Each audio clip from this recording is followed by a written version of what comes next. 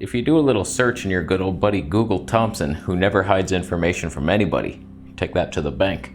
If you search on how long can you go without food or water, how long will you live, it's usually around 3 days. Look who didn't die. Me.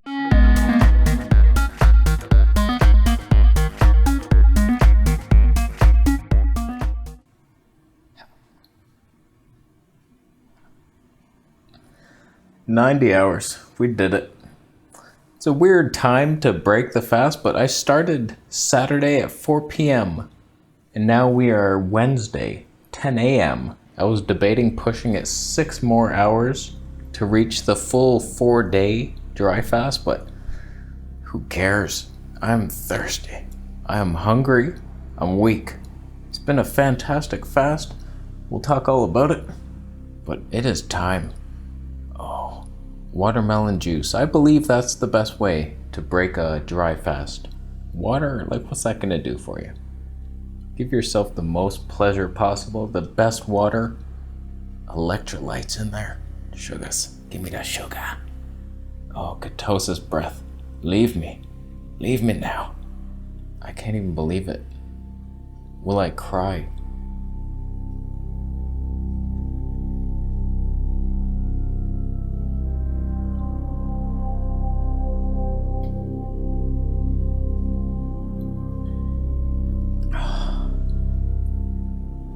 Oh my God. Oh, that's the first bit of liquid that's been in my mouth. I haven't brushed my teeth in 4 days. Not even nothing. No rinsing, nothing. It's the rule. So I'm gonna slowly sip this. I still got a bunch of watermelon there. The fruit flies are swarming, you bunch of dicks. And then, probably just all fruit today. I'm gonna have probably a mango meal for dinner. No potatoes, maybe tomorrow. Get back on that potato train. I almost touched the mic. I'm gonna leave. So dry fasting is kind of controversial, but there's a lot of science supporting it. It seems to be the ultimate fast. It spares muscle more than a water fast. There's so many things here, like little rat studies. Rats who dry fasted and then were poisoned with radiation all lived, and the ones who didn't all died. 100% chance of fun for rats. And little side rant here, what the hell are human beings doing to rats all over the world? We're terrible. I remember meeting a girl once and I found out that she experimented on rats and her job was to kill them. And how she did it was grab them by the tail and pull their body out. She's like, that's the fastest way. I'm like, I'm leaving you forever. I'll leave a link to this book down below, but this is what an affiliate link, of course. This is what inspired me to do my fast because there was so much information in here. Just, it sounded so healing, like the ultimate beyond water fast. He made water fasting sound like something noobs do for fun. Like a dry fast spares muscle where a water fast wouldn't. And it just digs deeper. Autophagy, like it searches for old shit to burn, to use for fuel. It's panicking. It's starvation to the 10th degree, but in a good way. It just looks for old nasty shit, scar tissue, like it just eats it up. If you have loose skin from like a huge amount of weight loss, like it'll eat that for fuel. Are you kidding? It'll eat your hair too. I lost all my hair. I use it for fuel. He talks about a couple Russian doctors. One, this is the most inspiring. He noticed his dog would leave sometimes for a few days and then come back super skinny. And one time, he came back to a barn and he was refusing all food and water, and for like 6 days or something, and he healed. Like the animal naturally just knows, no, I can't have anything, I need to heal. That will inhibit me. The body heals everything. It's so inspiring when you hear of like, oh, there's this herb that will fix your adrenals. It's like, this is so much more powerful to the spirit because you're like, I have the power. I'll do it. Just rest, and the body does it. You're a magic machine, fixing everything. Lightning speed. The main reasons he suggests dry fasting: rapid healing and its ability to activate adult stem cells. Are you kidding yourself? After like 3 days, you start producing stem cells? There's stem cell therapy. Like, people are paying hundreds of thousands of dollars, or tens of thousands at least. It's expensive. And it's like a miracle. Like, people have these knee injuries and then you get stem cell injections and they help. Like, stem cells turn into whatever cell it needs to be and fixes whatever. So you produce those at a high rate while dry fasting. What couldn't you heal? You got something damaged? Like, boom, fix it. Stem cells, boom. Now, a caveat for you health crusaders out there who are eager to start and you're like starting from a standard American diet, like, you have to hydrate the body first with fruits and vegetables. Spend a long time doing that. Some juice fasts and raw food diets and lots of fruit. Like, I wouldn't be doing this if you consume salt at all, or meat or bread. It's just like you're already dehydrated. In fact, how I started this 90-hour fast was not ideal at all. I was at the protest doing the whole rally thing, and it's like hot sun all day. I'm beaming out there. And my last meal was those steamed saba bananas, which have almost no water content. I went into it kind of dehydrated. Not ideal, but I still lasted. I made it a good 90 hours. I'll show you my before and after body in a bit. My longest dry fast before this was 64 hours. And the fascinating thing, I lost 14.4 pounds on that dry fast in 64 hours. I was like, holy shit. Wow.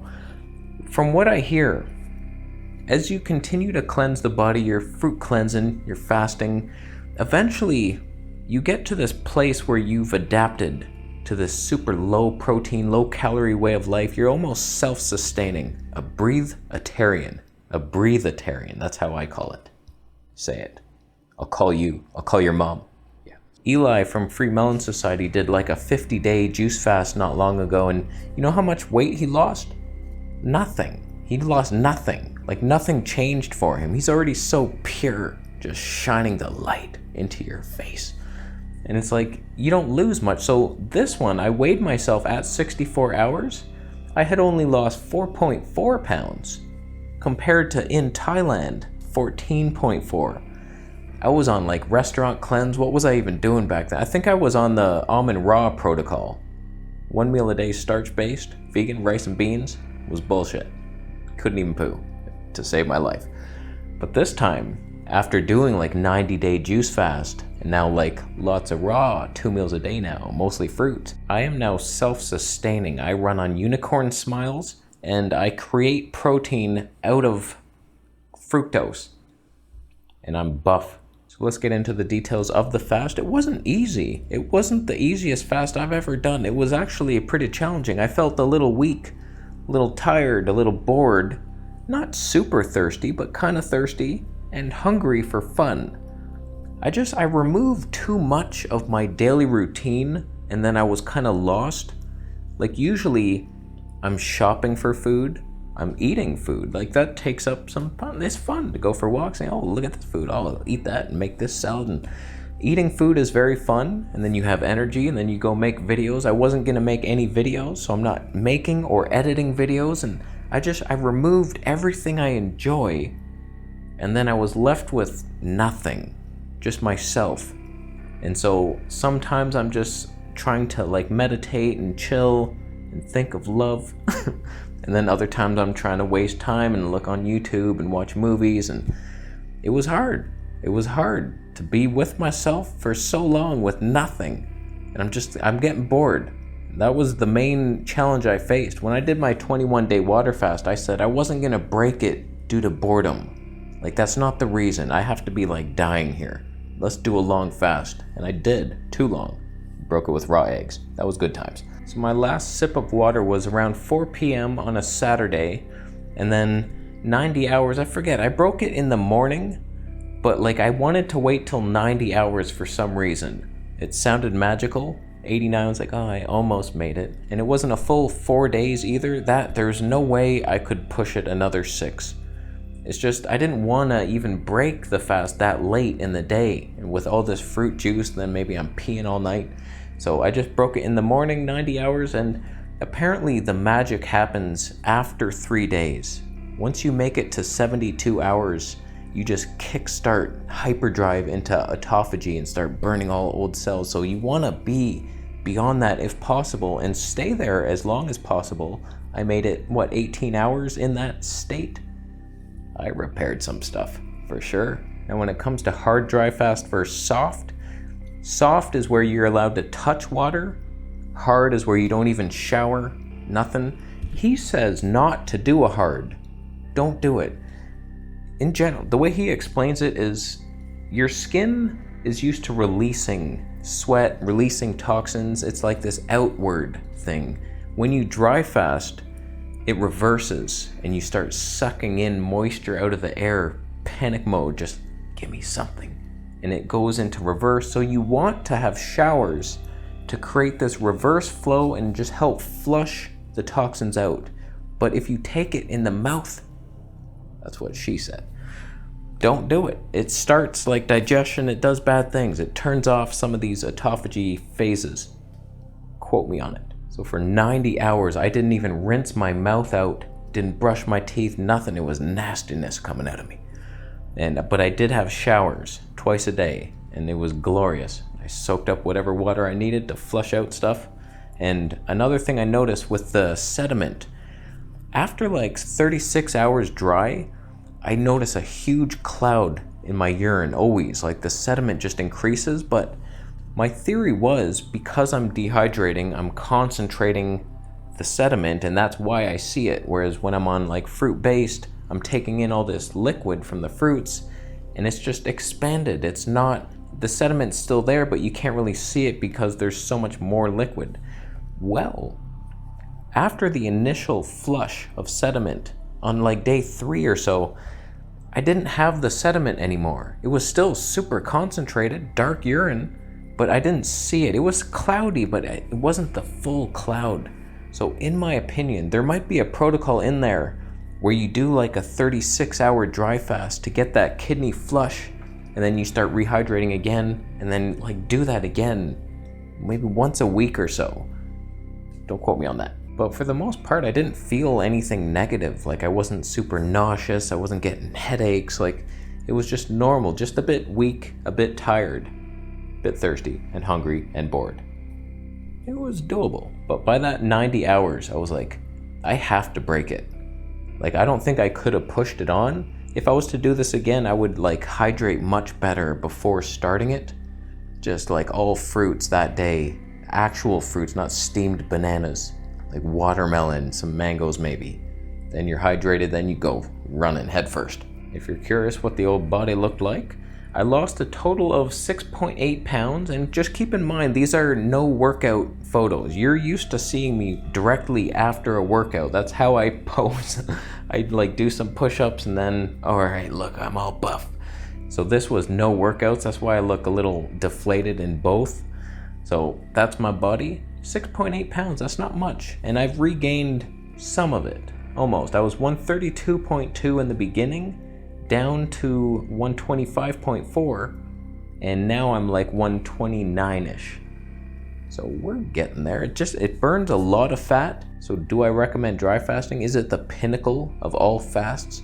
I do believe it is for autophagy and fixing old cells, and it's very good.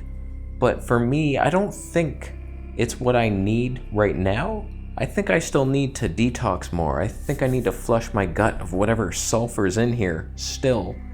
And like dry fasting's never gonna remove mucoid plaque or this old sulfurous waste. So like there's levels, there's reasons to do this stuff. Just because dry fasting is the most powerful doesn't mean it's right for you. You might need a juice fast, you might need a mono fruit cleanse, a grape island. But there's so many different ways to rest the body and heal, like the dry fasting for autophagy.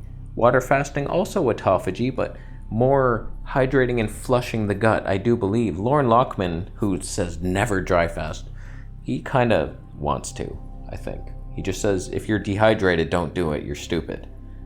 I bet he does it. But he says, like, the water fasting is what removes the mucoid plaque the best, like better than a juice fast, so I don't know. I've removed some on that juice fast, but I'm curious. I wouldn't mind trying a long one. Again, water fast, but break it right this time. There's that level, the fruit cleansing. There's so many different ways. Just, this is the path, I do believe. Fasting and cleansing.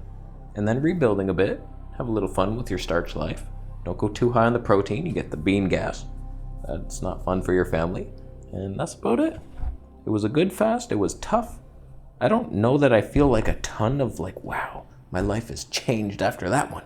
Like the 21-day water fast I felt had much more effect, even though I poisoned myself with eggs and raw chicken livers in the fridge and then antibiotics. That was a nightmare. But even then, with that nightmare breaking, I felt change. Like the sugar wasn't affecting me anymore. I'm having all this juice and I wasn't getting tired and I wasn't getting acne. I was like, wow, I'm healed. It did something. Whereas this was maybe too short. I don't know. I feel good, but I didn't notice any like miracles happen. So, whatever. We're done. We're rambling now. I'm going to leave after you thumb up the video. How could there be a thumb down? It's a dry fast. There's no controversy whatsoever. You're dehydrating the body for benefit. It's a desert fast, and it's good. I know why you're thumbing it down. Because you're going on a sand fast. It's glass. So the goal is not to remove all the body in your water. The goal is to improve brain function like I have after the dry fast. I'm going to go. Links down below for the book. It's very sciencey. Be wary of it. Most of it isn't, but then he goes hard into science. DNA code. Eye cell. Liver cell. Who needs that science? It's a bunch of bullshit. I'm going to leave. Subscribe.